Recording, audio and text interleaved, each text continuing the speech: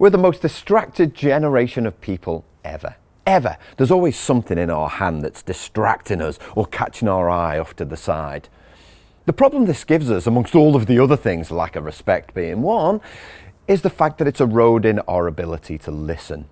So, here's my 3 things to help you listen better.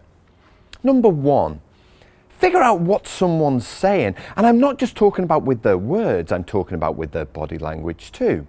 Quite often it's what people say that really alerts our attention, but you can also see this in the way that they move, in the way that they act.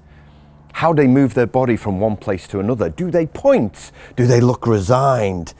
And what are the words that they're using? Does it come across as angry or upset or empathetic, or, are they just sick of things?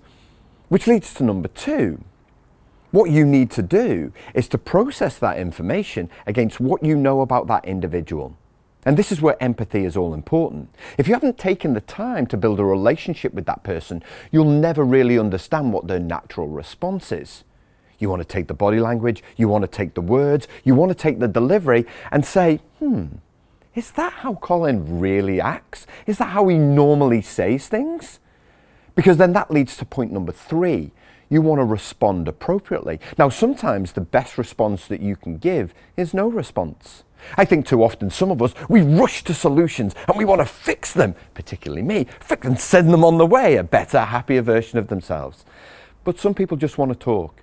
They just want to tell you what they're thinking. Some people want to think out loud. Some people want to bemoan the fact that something's happening and they feel aggrieved. You've got to process all of that information and then respond appropriately. And sometimes it's to tell someone to wind their neck in and say, hey mate, that's just the way it is. And sometimes it's to throw a metaphorical arm around their shoulder and ask them if they're okay. So, my 3 things to help you listen better. Number 1, what's someone saying and how are they saying it? Number 2, process that information against what you know about that person. Before number 3, responding appropriately.